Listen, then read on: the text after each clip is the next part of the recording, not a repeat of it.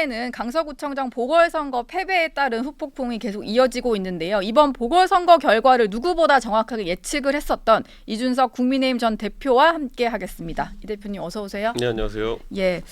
강서구청장 보궐선거 패배 수치를 너무 정확하게 맞추셔가지고 네. 다들 뭐 여러 가지 예측들이 있었는데 가장 정확히 맞추셨어요. 뭐 근거가 좀 어떤 거였습니까? 제가 이야기했던 것처럼 예. 21대 총선 분위기보다 지금 안 좋습니다.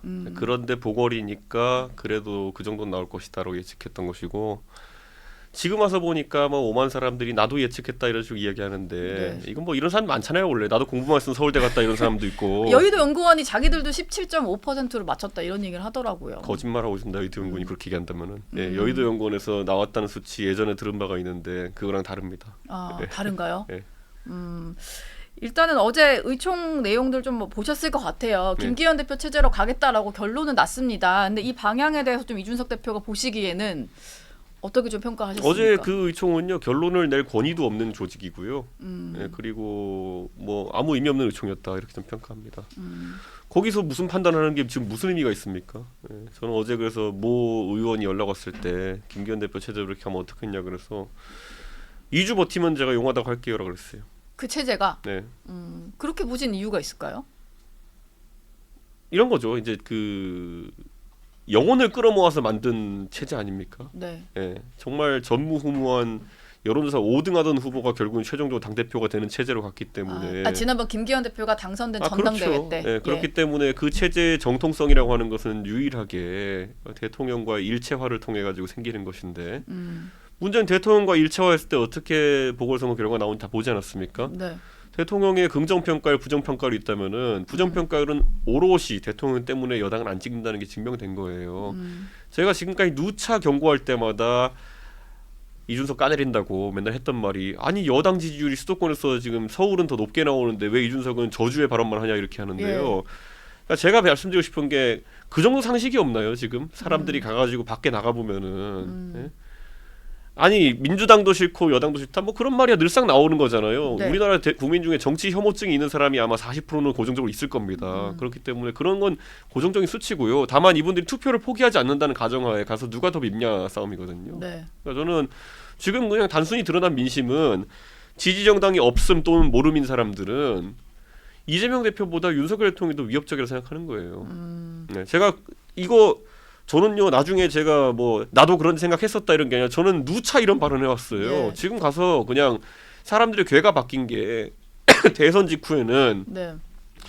이재명 대표가 왠지 총선에서 좋은 성적을 거두면은 이재명 대표가 대통령이 되는 길을 열어줄까봐 두렵다 이런 말이 나왔었어요. 네. 근데 지금은 뭐냐면은 지금은 이재명은 나중 문제고 지금은 만약에 내년 총선에서 과반을 국민의힘이 갖게 되면은 윤석열 대통령이 지금까지도 하고 싶은 거 다 했는데 더 막무가내로 하면 어떡하나. 이게 그냥 일반적인 대중의 걱정이에요. 그러니까 제가 누차 얘기하지만은 여소야대 국면에서 총선을 돌파하는 데 있어서 저도 박근혜 대통령 모시고 선거 다 해보고 해봤지만은 그거 하려고 그러면요 기본적으로 대통령이 불쌍해야 돼요. 예. 대통령을 좀 도와주고 싶은 마음이 들게 대통령이 해야. 너무나도 옳은 얘기를 하고 너무나도 나라를 지키기 위해 가지고 고민하고 걱정하고 정책도 내는데 정말 이 야당이 정말 대통령을 마음을 안 받아주고 괴롭히는구나.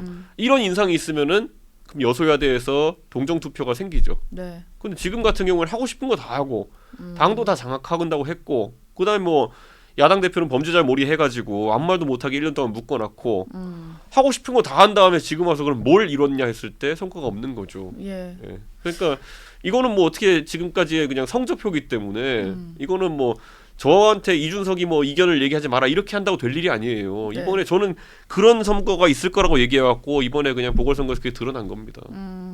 그런데 사실 어제 의총이 그런 결정할 수 있는 권한이 있는 자리도 아니었다라고 하셨지만 여튼 이제 의원들이 꽤 한 90여 명 넘게 모여서 낸 그 최종 결론이잖아요. 근데 그럼 이준석 전 대표가 보시기에는 이런 상황이라면 김기현 대표가 좀 어떻게 상황을 수습해야 된다. 어제 의총에서는요 먼저 문제를 직시했어야 되는 거였어요. 그러니까 김기현 대표요. 저도 제가 봤을 때 김기현 대표가 변수가 크게 아니라고 생각합니다. 네. 예, 뭐 김기현 대표가 있든 말든 제 생각에는 큰 문제, 큰 변화 없을 것 같아요. 예. 그러면 무슨 얘기입니까? 그게 대통령이 지금까지 해온 일들에 대해 가지고 의총에서 적어도 지적이 나왔어야 되는 거 아닙니까? 예. 대통령이 했던 부분에 대한 지적. 당장 지금 한번 네. 최상병 수사하는 건 박정훈 대령 것만 해도 보십시오. 네. 이게 무슨 꼴입니까 지금? 대통령께서는 여러 가지 상징 자본을 가지고 계신 분인데 네. 저는 윤석열 대통령에게 경제를 갑자기 대단하게 살려달라고 아무도 기대하지 않았을 거예요.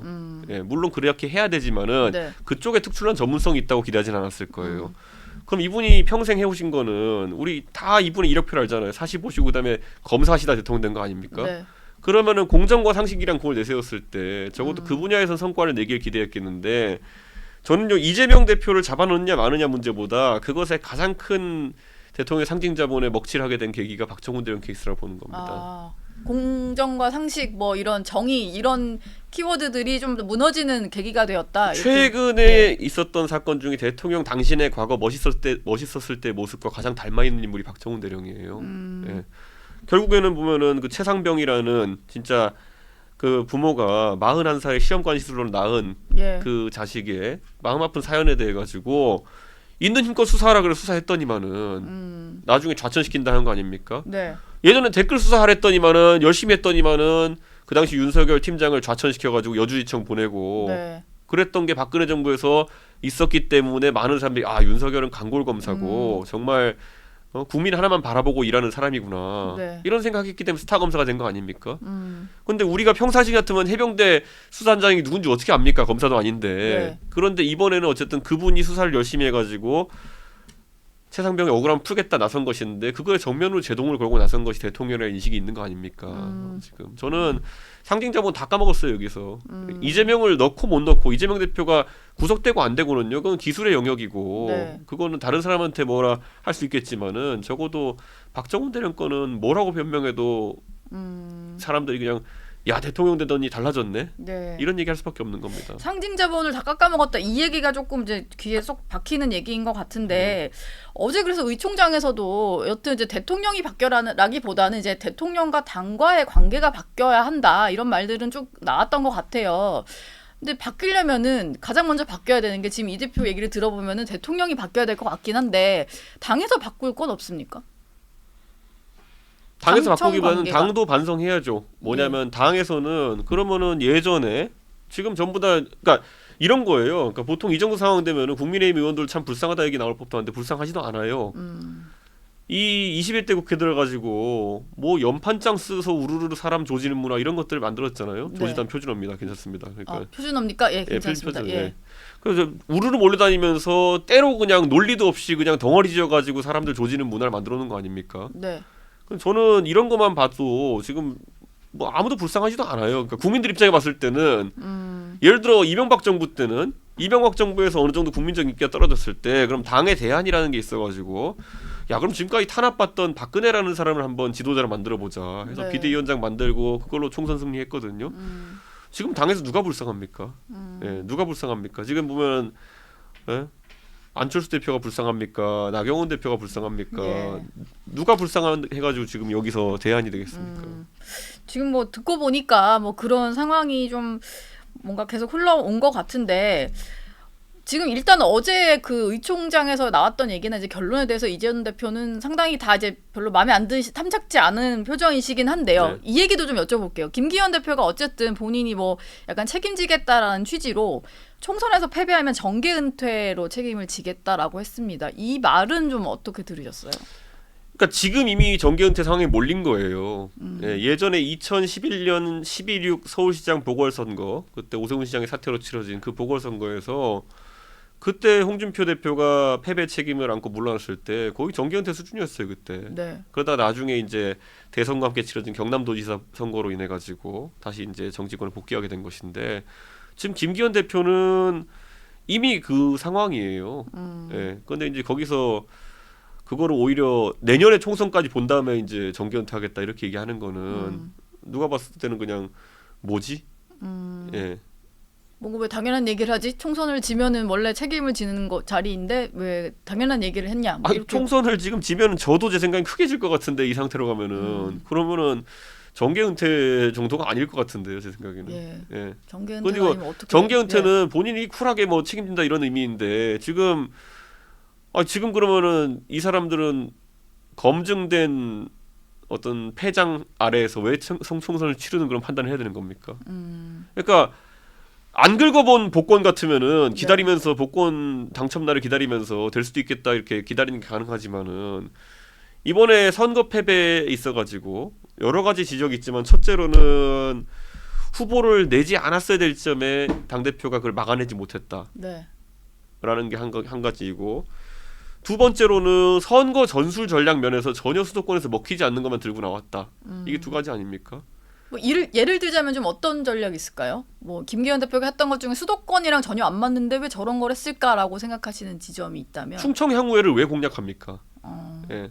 강서 표심이 그 충청 향후회 표심이 많다는 게 국민의힘 쪽 지도부의 해석이었는데 분석이었는데 그게 전혀 맞지 않는 거라고 보셨어요. 자, 충청 향후회를 이제 가서 이제 접근했을 때 원래 향후회는 선거운동을 못 하는 조직입니다. 그렇기 때문에 그렇죠. 처음에 충청 지지선, 향후회가 뭐 갑자기 지지선을 할 리도 만무하고 근데 선거 초반에 메시지가 전부 다 무슨 뭐 정진석, 정우택 두 분 중진 의원 내세워가지고 충청도 표를 공략하면 이길 수 있다 뭐 이렇게 나왔잖아요. 예. 그러니까 전략부터가 진짜 수도권 선거 한 번도 안 해본 사람들인 거예요. 좀 올드한 전략. 지금 강서구 인구가 확 늘어나가지고 가불병까지 이제 60만 인구 가까이 되게 된 것이 네. 강서구에 갑자기 빌라에 사람이 많이 전입해서 그럴까요? 아니죠. 마곡지구라든지 아니면 이런 곳에 젊은 사람들이 많이 와서 그런 건데 네.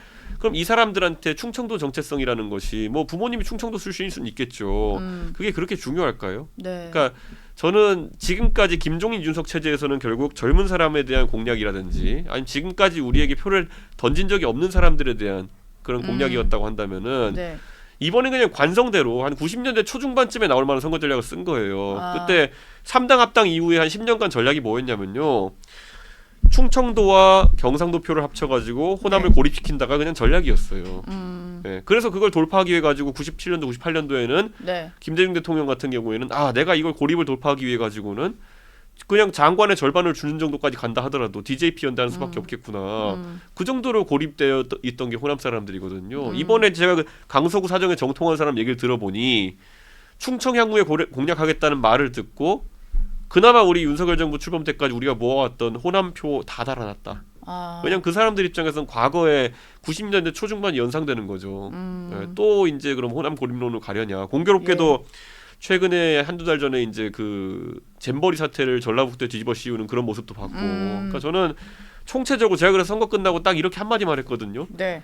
지난 몇 년 동안 쌓아올린 그런 어떤 자산이 전부 다 리셋됐다. 네, 그렇게 볼 수밖에 없죠. 지금 이제 이 전 대표 얘기 듣는 동안 뭔가 당직 인선 속보가 떠서 지금 이 대표도 보실 수 있게 조금 이제 저희가 보여드릴 건데 지명직 최고위원회 이제 김예지 의원 비례대표인데요. 김예지 의원을 최고위원으로 임명을 한다고 하고 사무총장이 이만희 의원 여기 뭐 경북인데 사무총장 이만희 그리고 일단 조직부총장 자리에는 박성민 의원이 하던 자리인데 여기 같은 경우는 함경우 당협위원장으로 채운다고 합니다. 그리고 여연원장 김성원 의원이 한다고 하는데 면면을 들어보시면 누군지 다 아시잖아요. 인선 어떻게 지금 보세요? 지금 여당이 가장 부족한 거는 결국 본인들이 어떤 윤석열 정부가 잘못 가고 있다는 방향을 알았을 때 예. 거기에 대해 쓴소리를 한 사람이냐 아니면은 거기에 오히려 부역을 하거나 맹종했던 사람이냐의 구분이 있을 뿐입니다. 지금 수도권이니 영남이니 이런 구분하는 거는 그것도 제 생각에는 올드해요. 네. 영남에도 보면은 끝까지 여기에 대해 문제점을 지적했던 사람들이 있습니다. 네. 근데 제가 단언코 말씀드리면 저 세 분 더하기 김성원 의원까지 해가지고 네 분은 네. 단 한 번도 국민의 눈높이에 맞게 윤석열 정부의 실정을 지적한 이력이 없는 사람들입니다. 이만희 뭐 사무총장 그리고 뭐 함경우, 김성원 이런 분들은 절대 뭐 국민 눈높이에서 얘기한 적이 없는 사람들이다. 이만희 의원은 수행팀장이에요, 윤석열 후보. 예. 그러니까 뭐 지금 뭐 하자는 건지 모르겠네요. 지금 이렇게 보면은. 인선까지 좀 전달을 해드렸는데 뭐 하자는 건지 모르겠다. 주말 동안 한번 이제 이준석 전 대표가 네. 그 김기현 대표 페이스북 글에 뭔가 네. 댓글을 남겨서 좀 화제가 된 게 있어서 이 얘기도 조금 여쭤보려고 하는데요. 네. 일단 지금 뭐 인선이 발표가 됐고 그때는 이제 인선을 하기 전에 이런 글을 올렸습니다. 이제 임명직 그 당직자들이 일괄 사퇴를 의사를 밝힌 이후에 뭐 이들의 결단을 수용하겠다. 그래서 더욱 분골쇄신하겠다라고 글을 썼는데 이 대표가 물음표 하나를 이렇게 남겼더라고요. 그런 댓글을 남긴 뭐 물음표에 담긴 속뜻이 뭐가 있을까요? 그러니까 처음 보는 광경이죠. 그러니까 이게 임명직 당직자를 다 자르는 것으로 쇄신하겠다라고 하는 것은 예. 애초에 좀 앞뒤가 안 맞잖아요. 아, 예. 뭔가 책임져야 될 사람이 있는 상황에서 처음 보는 광경. 그렇죠. 저는 김기현 대표가 만약에 어떤 본인의 거취 선택을 했다고 한다면은 네. 김기현 대표의 불명예도 있겠지만은 그 정도 강도로 나간다는 걸 국민한테 보여줄 수 있는 거였을 텐데 아 임명직 뭐 자르면 뭐 대단한 일인가요 그게? 예. 예. 2기 지도부가 뭐 그렇게 지금 발표된 면면을 보니까 그다지 뭐 감동을 줄 명단은 아닌 것 같고 저분들 중에서 국민들이 이름 아는 분도 없을 텐데 예. 예, 정말 저분들한테는 죄송하지만은 제가 아까 그래서 얘기했잖아요. 어차피 2주 이상 버티기 힘들다 이렇게 가서는. 그래도 김혜지 의원 같은 경우는 네. 여러 가지 뭐 그 국회에서의 뭐 대정부 질문 모습이나 이런 것들로 좀 국민들한테도 호평을 받았던 인사인데 좀 새 인물을 최고위원회 그래도 넣는 의미로는 좀 평가를 할 수도 있지 않을까요? 김예재 의원 그래서 지난번에 전장현 사태 때 예. 본인이 어떤 스탠스였는지 다 드러나지 않았습니까? 전장현이라는 단체 그러니까 지금 결국에는 그 장애인 단체 중에서 보면은 우리 당의 이종성 의원 같은 경우에는 장총이라고 하는 전국장애인 총연합회 출신의 인사로서 네. 우리 당과 상당한 교류를 가지고 정책을 펼치던 인사라고 한다면은 김예지 의원은 지금 뭐 피아니스트 출신으로 네. 시각장애인 피아니스트 출신으로 와서 화제는 끌었지만은 지금 보좌진으로 둔 분들도 예전에 보면은 다 전장현 출신 인사들 또는 그와 관계 있는 인사들로 해가지고 네. 지난번에 보십시오 지하철에 전장현 막아 세울 때 가서 당의 방침과 관계없이 혼자 가가지고 그쪽 역성을 든 거 아니겠습니까? 네. 지금 그런데 당장 용산 대통령실은 그러면 그 행동을 이해하나요? 지금 전장현 문제에 대해서 그럼 김예지 의원과 같은 스탠스를 가져가겠다는 건가요? 히스토리를 알고 임명한 건지는 잘 모르겠네요. 이 대표 말을 듣고 보니까. 모를 예. 수가 없죠. 그러니까 저는 컨셉이라는 것이 네. 지금 제가 김예지 의원이 지명 최고위원이 됐다고 하는 것은 그냥 냉정하게 말하면은 아무도 안 받았다 보면 됩니다. 그 앞에 제안 받았던 사람들. 아, 그 전에 제안한 사람은 안 받아서 네. 돌고 돌아 이렇게 간 것이다. 전 누가 제안 받는지 알고 있는데 예. 네, 그 사람이 안 받은 겁니다. 일단은 뭐 당직자 인선 전망도 좀 여쭤보려고 했는데 그동안 인선이 나와버려서 거기에 대한 평가를 좀 들었고요.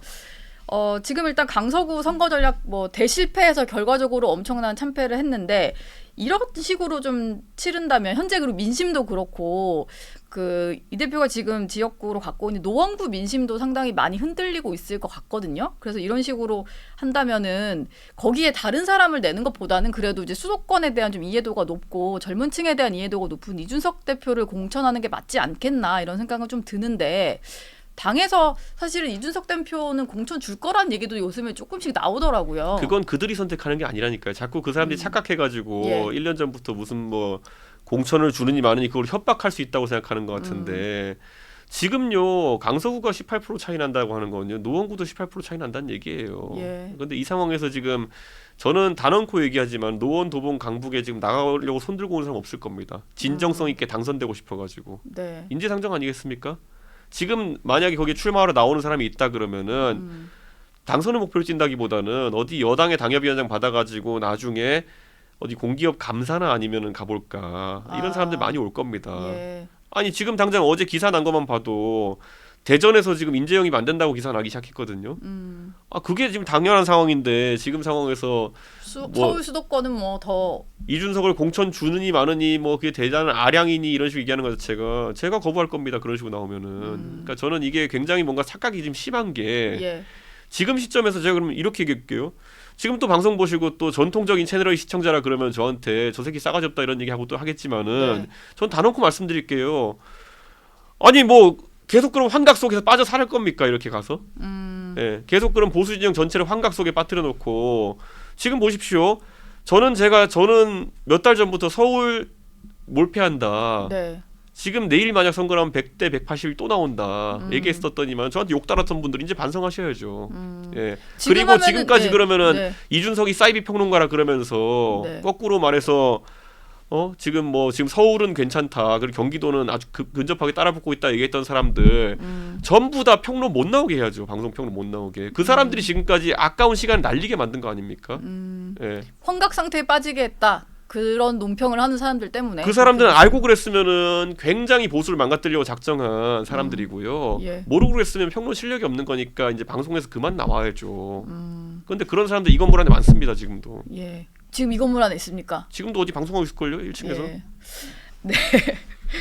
이 대표 그러면 단도직입적으로 좀 여쭤볼게요. 선택의 문제가 아니다라고는 했습니다. 근데 이 대표가 그러면 이런 당이지만 그래도 본인이 이제 노원병에서 출마를 여러 차례 하셨고 이제 노원병에서 내가 당선되겠다 이런 생각이 있으셨잖아요. 지금도 그 생각은 같은 생각이신 거죠? 당연하죠. 정치인에게 자기 지역구라는 정치적 자산을 오랫동안 쌓아 올렸으면은 거기서 당연히 승부 보고 싶고 내 당선되어 가지고 지역 주민을 봉사하고 싶은 게 마음이죠. 근데 예. 지금 보시면은 보십시오. 지역에 뛰는 사람들한테 뭐 굉장한 여당이랑 혜택이 있는 것도 아니고 지금은 뭐 정상적인 얘기를 하면 내부 총질러로 몰아붙이고 예? 정상적인 분석을 하면 저주하지 말라 그러고 자기들이 지금 전부 다 집단 환각 상태 만들어 놓은 거 아닙니까? 네. 지금도 그래요. 지금도 대통령실의 분위기를 들어보니까 모 인사들이 대통령한테 계속 대통령님 부산 엑스포만 유치하면은 우리가 총선 압승하니까 흔들리지 마십시오. 이런 얘기 한다는 거 아닙니까? 예. 그러니까 이런 사람들이 예? 다 결탁해가지고 지금 종편 패널 다 장악한 다음에 나가가지고 이상한 소리 해야 되는 거 아닙니까? 환각 상태로 빠뜨리고 있다 국민을. 아 자기들이 뭔데 지금 다 예측 틀어놓고 어벤져스니 뭐니 하면서 돌아다니는 겁니까? 예. 방금 전에 나가신 분은 좀 저격하시는 발언인 것 같은데. 아니, 그분은 그 저격할 가치도 없어요. 제가 봤을 때 지금. 예. 뭐 일단은 여기 얘기까지 들었고 지금 얘기하다가 또 얼핏 나왔습니다. 뭔가 정상적인 비판을 하면 내부 총질이라고 한다. 여러 명이 이제 떠오르긴 하는데 최근에는 안철수 의원이 뭐 이전 대표의 제명 서명 운동을 받겠다. 뭐 이렇게 얘기를 하고 있어요. 내부 총질로 당을 망치는 이준석을 제명하자. 뭐 이렇게 얘기를 하는데 안철수 의원이 왜 이렇게 하고 있다고 보십니까? 그냥 지금 시점에서 자기 딴에는 학습을 한 거죠. 아 이렇게 하니까 그 환각 상태에 들어가 있는 전통적 당원들이 나를 지지하겠구나. 예. 이준석을 저격해야. 가장 나쁜 거 배운 거죠. 뭐 박근혜 때 유승민 때리니까 잘 되더라 뭐 이런 거. 윤석열 정부에서는 이준석 때리니까 뭐 재미 보더라 뭐 이런 거 이제 배운 거죠. 그러니까 배울 게 없어서 그런 걸 그 나이에 배운지 모르겠는데 예. 저는 그렇게 사시는 건 전 뭐 제가 60 넘은 사람 뭐 어떻게 말리겠습니까? 저는 제가 최근 들어가지고 제가 굉장히 개혁 선배로서 존중했던 원희룡 장관도 그렇게 자기 새로운 삶을 개척하겠다 하셔 가시고 안철수 의원도 나이 60에 이제 드디어 새로운 길을 깨달아가지고 이쪽 길로 가야지 해가지고 가신다 그러는데 네. 좋은 결과 있길 바랄 뿐입니다. 아, 알겠습니다. 근데 안철수 의원 얘기를 또 설명을 들어보면 네. 그때 이제 사실 그렇게 뭔가 XX하고 자빠졌네라는 말을 하는 과정이 네. 뭔가 면전에서 욕이 날아오니까 그걸 받아서 이렇게 좀 웃음으로 승화한 거다라고는 하더라고요. 근데 그걸 가지고 뭐 이것 때문에 선거에 엄청난 영향을 끼쳤고 뭐 해를 줬고 뭐 이렇게 하니까 좀 억울해서 그럴 수도 있지 않을까라는 생각이 약간은 드는데요. 억울하면 해명을 하면 되고요. 그때 해명이 대중한테 먹혀들지도 않았어요. 이분이 무슨 자기가 삼선 의원이라면서 중진 행세하는 분인데 네. 그런데 가서 그러면은 유세차에서 일반 시민이 지나가면서 솔직히 뭐 가다 보면요. 뭐 욕설 날리는 사람도 있고 다 있는데 거기에 매끄럽지 못하게 대응해가지고 자기 뭐 그 유머로 하지만 아무도 안 웃었거든요. 네. 예, 그러니까 혼자 혼자 웃는 것은 뭐 존중하지만은 예, 그거 갖고 그러면은 지금 그 다음에 선거 끝난 다음에 예? 갑자기 영감을 얻어가지고 자고 일어나 보니까 야 나 이번에 원래 이렇게 얘기해 드릴게요. 원래 안철수 대표가 거기에 9월 22일인가요? 그때 네. 갑자기 상임 고문인가 가겠다고 했을 때 저는 왜 네. 저러지 그랬거든요. 근데 지금 와서 딱 생각해 보면은 27일 날 이재명 대표 영장 심사가 있으니까 그때 이재명 대표가 구속되면은 판이 뒤집히겠지란 예측을 하고 본인이 가서 거기서 뛰었겠죠. 잘 되는 선거일 줄 알고. 아 그러니까요. 그래서 그거 예측 실패한 거 같고 지금 와가지고 뭐 오히려 자기가 말실수한 것 때문에 네. 책임론이 일 것 같으니까 집에서 자고 있던 이준석을 때려야지 이렇게 생각한다는 것 자체가 저는 이제 뭐 더 이상 뭐 평가할 가치도 언급할 가치도 없다. 네. 이런 생각이 듭니다. 지금 안철수 의원 얘기까지 했고 지금 보니까 이전 대표가 여러분이랑 좀 설전을 벌이는 모습이어서 이 질문도 좀 해볼까 하는데요. 홍준표 대구시장과도 최근에 보니까 SNS로 두 분이 뭐 주고받으시는 약간 마찰로 보이는 그런 것들이 있었어요. 일단 홍 시장 같은 경우가 쪽집게 이준석 전 대표가 3번 낙선한 게 좀 의아하다. 부디 평론가에서 당의 전 대표로 돌아오시기 바란다. 라고 얘기를 했어요. 그랬더니 이 전 대표가 노원병에 홍준표 시장 나오면 당선 안 되지만 나는 대구시장 나가면 될 것 같다. 라고 좀 맞받았고 이걸 또 홍 대표가 덕담해줬는데 말꼬리 잡는다 이렇게 얘기를 했더라고요. 이게 두 분이 지금 약간 티격태격 하시는 모양새인데 그냥 지금, 있는 그대로입니다. 그 이준석 대표가 자기 선거에 3번 떨어졌는지 모르겠다가 덕담입니까? 예. 예. 그러니까 그거는 약간 그냥 이제 홍준표 대표도 장난을 치신 거고 네. 저도 그래서 장난으로 받은 겁니다. 예, 지금 대표님 여기 나오셔도 노원병은 어려워요라고 장난 받은 거고 네. 저는 홍 대표님이랑 소통하는데 아무 지장이 없습니다. 예. 지금 이제 홍 시장님 얘기를 좀 들어보자면, 네. 그러니까 좀 애정이 담긴 것 같긴 해요. 그래도 그러니까 네. 평론을 하지 말고 이제 전직 대표로서 당에 좀 약간 이제 사람들을 자극할 만한 식의 표현보다는 그래도 약간의 조금 더 건설적인 조언을 했으면 하는 바람이 좀 담긴 글이 아닐까라고 좀 제가 느끼긴 강서구청장 했거든요. 보궐선거에서 했던 조언이 뭐였냐면요. 당장 충청 향후의 선거 그만두고 지금 마곡이나 아니면은 이런 곳에는 9호선과 공항철도로 출퇴근하는 사람들이 많으니까 지하철 증결과 증편과 관련된 공약을 내는 것이 중요하다. 다 했어요. 네. 그냥 안 듣는 거니까. 그러니까 제가 그걸 안 한 게 아니라요. 저는 항상 그런 걸 다 얘기합니다. 예, 그러니까 그 홍 시장님도 그렇게 말씀하시는 것도 되게 섭섭한 게 저는요 강서 선거에 대해 가지고 이렇게 하면 안 된다, 이렇게 하면 안 된다가 기본이죠. 첫 번째 잘못하고 있으면은 그다음에 이렇게 하면 안 되고 이렇게 해야 된다까지 다 제시했어요. 네. 예, 그러니까 저는 평론가적인 자세로 간다기보다는 다 얘기해줘요. 예, 그런데 그걸 안 들을 뿐이지. 전달했지만 듣지 않고 있다. 아니 심지어 공개적으로도 얘기했어요. 전달도 하고. 예. 하긴 뭐 요즘에 좀 땅 보러 가요 이 콘텐츠 하시면서 여러 네. 가지 좀 이제 그 전략 같은 거라든지 좀 이 지역에 대해서 분석하는 것들을 보면 좀 참고할 만한 것들이 좀 있을 것 같긴 한데 그걸 아니 그리고 집에 지금 나쁜 사람들이 들어와가지고 계속 예. 거기서 난장판을 치고 있는데 그거 제거하는 게 우선이지 거기다 대놓고 그러면 무슨 조언을 합니까? 지금 집에 불 나가지고 불 타고 있는데 불부터 꺼야죠 지금. 예. 지금 반란군이 들어와서 집 다 무너뜨리고 있는데. 그런 의미에서 최근에 좀 뭐 여당 향해서는 엄청 쓴소리 하시다가 이준석 전 대표가 좀 호평을 한 인물이 있어서 네. 이 사람에 대해서는 좀 좋게 보고 있는 건가라는 생각이 들었는데 이제 한동훈 장관에 대해서 뭐 국민의힘 일반적인 의원에 비하면 천사 같은 존재다 뭐 군계이랑 이런 얘기를 하셨는데 이게 실제로 좀 한 장관을 높이 평가해서 이렇게 표현을 하신 건가요? 저는 우선 사람에 대해 가지고 평가할 때 능력치와 그 다음에 정치적 어떤 센스나 이런 걸 보거든요. 네. 근데 한동훈 장관 능력치는 제가 봤을 때 충분합니다. 충분한 정도가 아니라 제가 군계 일학이라는 표현을 썼는데 국민의힘 국회의원 전체를 놓고 봐도 으뜸입니다 거의. 그렇기 때문에 능력치는 좀 검증되었다 보고 네. 그러면 정치적 센스나 타이밍 잡는 능력 이런 게 이제 김종인 위원장이 특화된 영역이거든요. 그래가지고 이제 김종인 위원장은 별의 순간이라는 표현을 잘 쓰시죠. 네. 그러니까 사람이 타이밍을 잘 잡고 전략을 세우는 게 중요하다는 건데 저는 한동훈 장관이 지금 뭐 젊은 나이에 법무부 장관이 중요한 역할을 맡고 있고 다시 검사로 못 돌아갑니다. 그럼 여기서 더 공적인 커리어를 걷거나 아니면은 변호사하거나 이 두 가지 중에 하나거든요. 네. 근데 변호사 할 게 아니라면은 예. 공적인 커리어를 더 이어나갔을 때 그럼 그 정부에서 더 높은 조직으로 가는 거는 총리밖에 없습니다. 그리고 그게 아니면 정치에 뛰어들어가지고 본인이 더 높은 곳을 향해 도전해야 되는 상황인데 네. 정부에서 총리로 임명되는 거는 제 생각엔 불가능합니다 이제. 왜냐하면은 표결을 거쳐야 되니까. 인준을 받아야 예. 되는데 네. 민주당 저렇게 도발해놓고 우리가 다수당이 되기도 어려워 보이는 상황 속에서 그 길을 선택할 수 없잖아요. 그러면 한동훈 장관은 만약에 공적인 커리어를 더 잇고 싶다면 정치를 해야 되는 겁니다. 네. 그래서 저는 한동훈 장관이 한다면은 근데 지금이 제일 최적이다. 아. 지금이 별의 순간이라는 건 좀 다릅니다. 별의 순간 지금이 완전 이제 히트 상품일 때 얘기하는 거고요. 네. 한동훈 장관은 최근에 그 구속영장 기각 때문에 다소 스크래치는 났지만은 네. 문제는 4년 뒤에 만약에 한동훈 장관이 그럼 도전한다 했을 때 지금보다 안 좋은 상황일 거라는 겁니다. 그렇기 때문에 한동훈 장관이 공적인 커리어를 이어나가려면 무조건 지금 하는 게 그나마 제일 낫다. 이 얘기를 하고 있는 겁니다. 지금이라고 하면은 사실 총선 출마를 빨리 선언하라는 얘기일 수도 있을 거고 아니면은 뭐 비대위로 갈 가능성 좀 낮아 보이긴 하지만 뭔가 당의 어떤 이제 그 지도부의 일원으로 들어와서 뭔가 역할을 해야 된다? 뭐 선대위라도 합류를 해야 된다? 이렇게 보고 계시는 건가요? 그거는 한 장관의 선택이고 그 시점에 정치 상황과 관계되어 있겠지만은 저는 한 장관이 워낙 공무원으로 오래 살아왔기 때문에 네. 내가 하던 일을 여기서 마무리 짓고 그 다음에 뭘 해야지 이런 좀 기계적인 마인드가 있는 것 같아요. 근데 제가 봤을 때는 정치인은 내가 무슨 일 했다 나 국회의원 만들어줘 이게 아니라 내가 어떤 비전을 가지고 있다 세상을 이렇게 바꾸겠다를 넓게 제시하면은 대중이 거기에 어떻게 호응하느냐에 따라 가지고 지지도가 생기는 거거든요. 네.